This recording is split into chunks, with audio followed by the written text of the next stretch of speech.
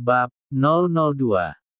Lihatlah Milka, dia hanya diam saja saat kita bicarakan, berarti apa yang kita katakan itu benar kan?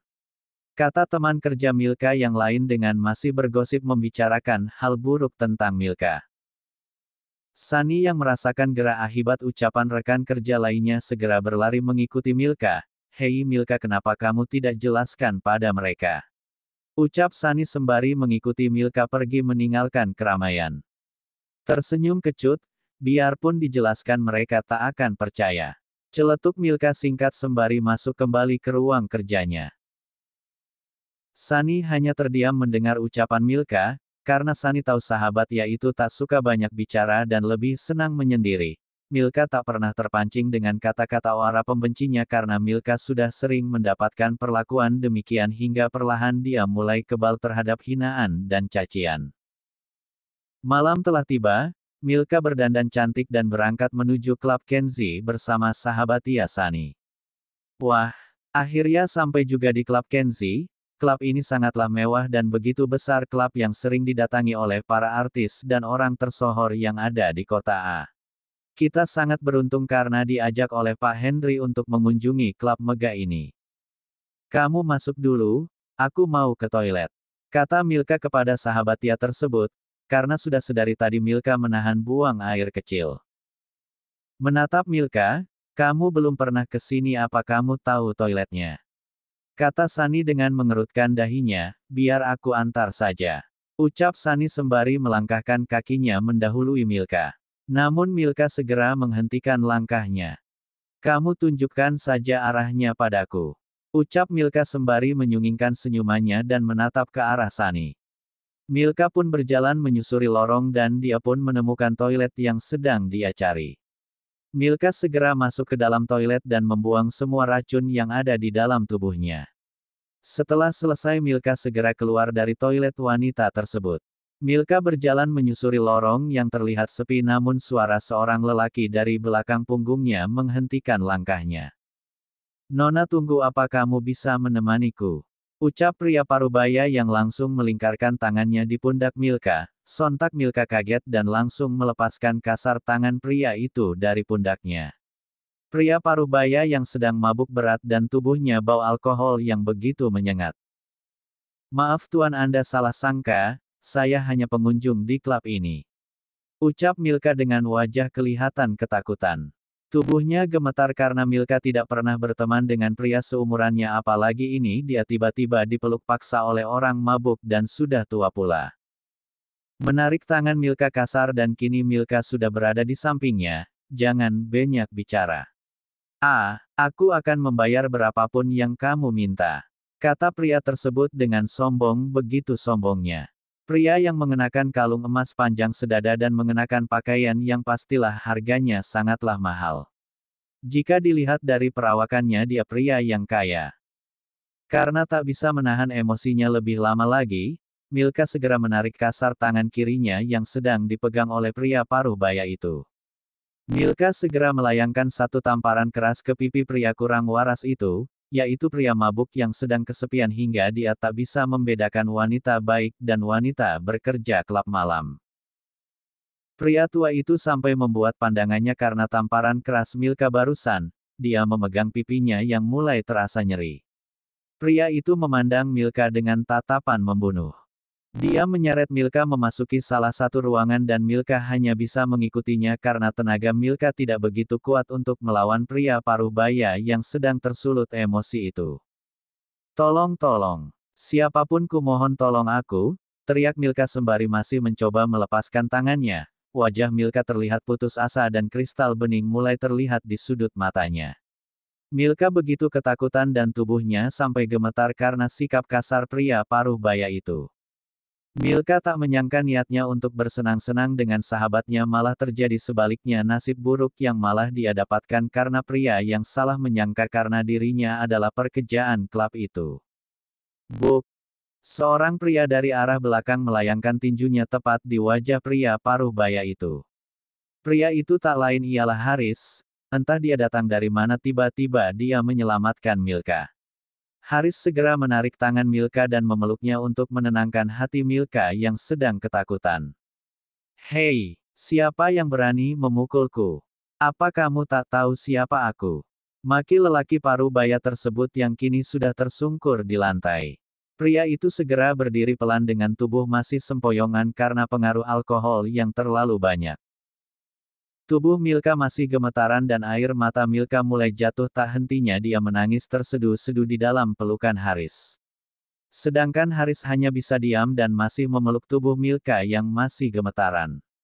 Sangat jelas terlihat rasa takut yang sedang menyelimuti tubuh Milka hingga air Milka tak bisa menghentikan tangisannya. Pak Haris datang menolongku, gumam Milka dalam hati. Milka tak menyangka jika orang yang dia benci malah datang menyelamatkannya dari bahaya. Berani kamu bicara tidak sopan padaku. Teriak Haris dengan menyatukan alisnya. Mendengar teriakan lantang Haris, Milka hendak menggeser tubuhnya untuk menjauhi Haris namun, Haris malah mendekap tubuh Milka semakin erat hingga Milka hanya bisa tetap diam di dalam pelukan musuhnya itu. Pak Haris, aku sungguh minta maaf aku sama sekali tak mengerti jika Nona ini adalah kekasih Anda. Ucap pria-pria parubaya itu dengan wajah terlihat pias. Ini terakhir kalinya aku melihatmu di dalam klub Kenzi dan aku mencabut anggotamu dari klub Kenzi. Cepat pergi dari hadapanku sekarang. Perintah Haris dengan tatapan dingin. Pria tersebut langsung kabur terbirit-birit setelah mendengar ucapan Haris barusan. Pak Haris, saya berterima kasih atas pertolongan Anda, celetuk Milka dengan suara bergetar. Menyentil pelan jidat Milka, hei gadis, laki-laki tersebut sudah pergi, kenapa tubuhmu masih gemetaran? Kata Haris sambil melirik ke arah Milka yang masih ketakutan. Menyeka air matanya yang jatuh kedua pipinya dengan telapak tangannya, aku berterima kasih padamu Pak Haris. Biarpun kamu orang ya kurang sopan dan seenaknya sendiri aku tak menyangka Pak Haris masih memiliki kepribadian yang baik, kata Milka dengan wajah memelas. Setelah bicara Milka beranjak pergi menemui Sani. Hahaha. Sekretaris Yohanes pun tak bisa menahan tawanya, baru kali ini saya melihat seorang wanita berani berkata seperti itu pada CEO, ucap Andre sekretaris Haris. Andre, jika kamu tak menutup mulutmu itu, potong gajimu 1 tahun. Ancam Haris dengan nada suara terdengar geram. Sialan wanita tak tahu terima kasih itu. Sudah kutolong berani sekali dia menghinaku, gerutu Haris kesal. Menatap ke arah Andre, cari dan tekan semua orang yang dekat dengan pria parubaya tersebut dan buat perusahaan ia bangkrut. Imbuh Haris. Membungkukkan badannya, baik Tuan Muda. Milka pun menceritakan kejadian tadi kepada Sani sambil menahan tangisnya. Selesai bercerita mereka berdua pun bergabung bersama teman kantornya. Milka mencoba menyembunyikan rasa takut yang masih menjalar ke seluruh tubuhnya. Lihatlah Milka menangis mungkin dia habis dicampakkan kekasihnya. Kata Ratna teman kerja Milka. Haha, dia memang pantas mendapatkannya ucap teman lainnya bersahutan. Plap. Milka mulia membuka matanya dan dia mengerip-ngeripkan matanya mencoba menyesuaikan cahaya yang masuk ke dalam kornea matanya. Milka melihat ke arah dinding kamarnya dilihatnya sudah pukul 6 Milka bergegas masuk ke dalam kamar mandi dan membersihkan dirinya terlebih dulu. Selesai membersihkan diri Milka segera pergi ke dapur karena biasanya kami sudah sibuk memasak sarapan pagi untuknya. Milka berhenti di pintu dapur matanya menyapu isi ruangan tersebut dilihatnya dapur masih kosong. Padahal jam segini biasanya masakan sudah siap di atas meja namun kali ini berbeda bahkan Lani tak terlihat di dapur. Milka segera berbalik arah dan dia melangkah kakinya menuju kamar Lani dengan langkah panjang. Tok tok tok. Milka mengetuk pintu itu hingga beberapa kali namun masih saja tak ada jawaban dari dalam kamar tersebut. Milka yang mulai merasa khawatir segera membuka pintu kamar bibiknya itu. Beruntung kamar itu tak dikunci dari dalam, Milka membuka pintu itu perlahan dan dia melihat Lani yang masih tidur pulas di ranjang. Apakah Bilani sakit? Tidak biasanya dia belum bangun di jam segini, ucap Milka lirih sembari berjalan mendekati ranjang Lani. Bilani, apakah kau baik-baik saja? Tanya Milka sembari mengusap pelan tangan Lani.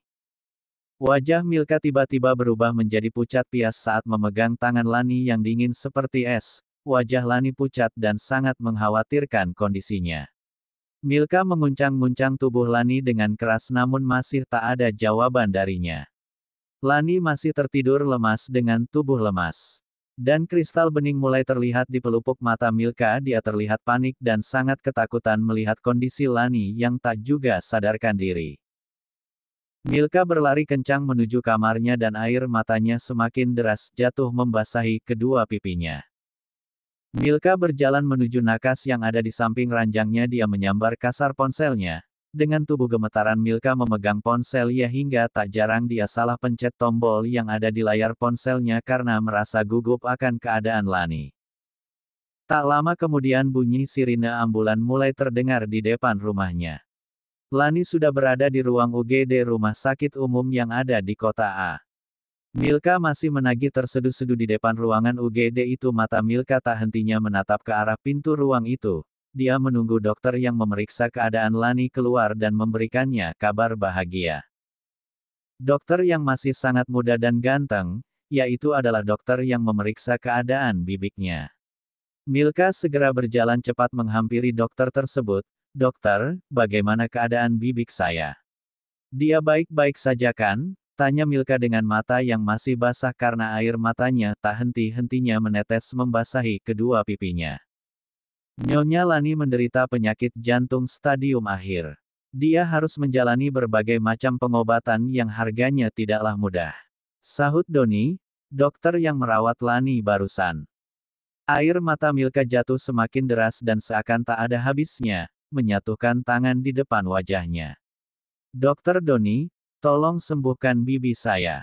Dan saya akan mencari uang untuk biaya pengobatannya, ucap Milka dengan wajah memelas. Biayanya bisa mencapai sekian juta satu bulan. Apa kamu sanggup? Tanya Dokter Doni sembari menatap Milka dengan wajah ikut sedih akan kondisi wanita cantik yang kini berada di hadapan itu. Saya akan berusaha semampu saya, tapi tolong sembuhkan bibik saya. Tak lama kemudian ponsel Milka mulai berdering dan dilihatnya nama Sani yang tertera di layar ponselnya. Sani memberitahunya agar segera datang ke kantor Alfa karena CEO dari perusahaan itu ingin membahas masalah desain yang kemarin Milka presentasikan. Milka meminta Sani datang ke rumah sakit untuk menggantikan ia menjaga bibinya. Sani pun mengiyakannya dan segera datang menggantikan Milka menjaga Lani di rumah sakit. Memeluk tubuh Milka, "Hei, kau harus tetap proposal jika di hadapan Pak Haris. Sebisa mungkin sembunyikan perasaan sedihmu jika di hadapannya," ucap Sani sembari melepaskan pelukannya pada Milka. Memaksakan senyumannya, "Terima kasih Sani, aku akan segera berangkat ke kantor Alfa. Tolong jaga Bilani," pinta Milka dengan nada suara masih sesenggukan. Tersenyum lembut, "Kamu ini bicara apa? Kita ini sahabat sudah seharusnya saling membantu," sambung Sani. Milka lebih dulu pulang ke rumahnya dan dia berganti pakaian kerjanya. Dia sudah duduk di depan meja riasnya. Sebenarnya Milka sangat malas merias wajahnya namun itu tetap harus dia lakukan agar wajahnya tak terlihat sedih tak begitu terlihat oleh orang lain. Milka sudah siap dengan riasan wajahnya. Mata Milka masih terlihat bengkak karena terlalu lama menangis. Milka keluar dari kamarnya dan terlihat taksi online sudah ada di depan rumahnya. Milka segera berjalan mendekati taksi terusan membuka pintunya. Beri saat kemudian taksi itu sudah berhenti tepat di depan halaman kantor Alfa. Sebelum turun Milka lebih dulu membayar harga taksi yang dia tumpangi tadi. Milka berlari kencang menuju ruangan CEO Haris. Milka melihat ke arah jam tangannya dan dia terkejut karena telat 5 menit dari jam pertemuan yang sudah ditentukan oleh CEO perusahaan itu. Berhenti kasar di depan ruangan Haris dengan nafas putus-putus karena terlalu kencang berlari. Milka mengetuk pintu ruang tersebut sembari mencoba mengatur kembali nafasnya. "Masuk," ucap suara yang ada di dalam ruangan tersebut. Itu adalah suara Pak Andre, asisten Haris. Milka membuka pintu ruangan itu dengan perlahan. Jantungnya berdetak sangat kencang karena dia tahu jika Haris paling tidak suka orang yang tidak menghargai waktu. Milka berdiri tepat di depan Haris. Milka melihat Pak Andre yang menatapnya dengan tatapan sinis sangat terlihat jika asisten Haris itu tidaklah menyukai dirinya, karena sering membuat masalah di hadapan majikannya. Menyandarkan punggungnya di kursi, kamu sama sekali tak pernah menghargai waktu Milka. Kamu telat 5 menit, dan kamu orang pertama yang berani membuatku menunggu. Teriak Haris dengan alis hampir menyatu. Maafkan saya tuan tadi saya. Belum selesai Milka bicara Haris segera memotong pembicaraan Milka. Cukup, aku tak ingin mendengar penjelasanmu yang tidak masuk akal. Sambung Haris dengan wajah berapi-api. Keluar dari ruanganku sekarang. Perintah Haris sembari melirik ke arah asistennya yang berdiri persis di sampingnya. Pak Andre segera berjalan mendekati Milka dan dia kini sudah memegang tangan Milka. Andre sudah siap melempar tubuh kurus Milka keluar ruangan CEO tersebut. Menepis kasar tangan Andre yang memegangi lengannya, maafkan saya jika saya bersalah, tolong berikan saya kesempatan. Rengek Milka sembari menyatukan kedua tangannya memohon pengampunan dari CEO yang terkenal akan kekejamannya itu. Andre kembali memegang tangan Milka dan menyeretnya paksa keluar ruangan itu. Langkah Andre tiba-tiba terhenti saat mendengar ucapan majikannya itu. Biarkan dia Dre. Perintah Haris dan Andre segera melepaskan genggaman tangannya pada lengan Milka perlahan. Membungkukkan badannya, baik tuan. Ucap Andre sembari menarik tubuhnya. Andre berjalan mendekati Haris dan dia berdiri di posisi ya tadi. Duduklah. Baik Pak Haris. Ucap Milka singkat. Menatap Milka dengan intens, Milka sudah duduk di kursi yang ada di hadapannya. Wanita bodoh ini, beda seperti awal bertemu. Kemarin dia terlihat begitu cantik dan mempesona tapi kenapa dia sekarang terlihat sedih dan matanya juga terlihat bengkak pasti dia habis menangis. Gumam Haris dalam hati yang mulai penasaran dengan apa yang terjadi pada Milka hingga menyebabkan wanita yang duduk di hadapan Oke itu datang terlambat. Milka segera mengeluarkan beberapa kertas yang ada di tas kerjanya. 1 jam kemudian, Milka sudah selesai mengerjakan tugasnya dan dia segera membereskan peralatan kerjanya. Milka terlihat sangatlah proposal walaupun dia sedang bersedih. Tanpa terasa air mata mulai menetes pelan dari pelupuk matanya dan jatuh perlahan membasahi pipinya. Milka menundukkan pandangannya sembari tangannya menyeka air mata yang jatuh ke pipi kanannya. Haris melihat air mata Milka jatuh namun dia diam saja. Berdiri dari posisi duduknya. Membungkukkan badannya, saya permisi dulu tuan. Ucap Milka sembari memaksakan senyumannya. Haris hanya diam dan menatapnya dengan wajah datar. Milka sudah keluar dari ruangan Haris dan kini hanya ada Haris dan Andre di dalam ruangan itu. Tuan muda seperti Nona Milka sedang ada masalah, ucap Andre pada Haris. Bukan urusanku. Di tengah jalanan Paris Milka tak hentinya menangis terseduh-seduh sampai semua orang yang ada di sepanjang jalan tersebut menatap Milka, namun Milka tak memperdulikan kasak-kusuk pejalan kaki lainnya. Milka berjalan sembari memikirkan banyak hal yang terjadi hari ini. Hingga akhirnya suara klakson mobil membuyarkan lamunannya. Tin, tin, tin. Milka segera menoleh ke asal suara klakson mobil tersebut. Ternyata itu adalah wanita parubaya yang diselamatkan Milka kemarin. Itu adalah Wenda Al-Asra ibu kandung dari CEO dingin yang tadi sempat memarahi Milka. Namun Milka tak mengetahui bahwa itu adalah ibu kandung Haris Al-Asra CEO perusahaan Alpha Group. Wenda segera turun dari mobil dan dia mempercepat langkahnya menghampiri Milka. Nak Milka kamu mau kemana? Tanya Wenda sembari mengusap lembut pipi Milka yang masih basah. Cuaca kota A, Haris sangat panas. Kenapa berjalan sendiri sembari menangis? Mari ibu antar kamu pulang, Ibu Wenda yang tidak tega melihat Milka. Memaksakan senyuman di wajahnya, tidak perlu nyonya, saya tidak ingin merepotkan Anda. Sahut Milka dengan suara lembut dan sopan. Nak Milka, kamu tidak merepotkan sama sekali. Kenapa kamu menangis? Tanya Wenda untuk yang kedua kalinya. Sembari membawa Milka masuk ke dalam mobil. Setelah Wenda dan Milka masuk ke dalam mobil, mobil tersebut langsung berjalan menuju rumah sakit Swan. Karena Milka yang meminta Wenda untuk mengantarnya ke sana.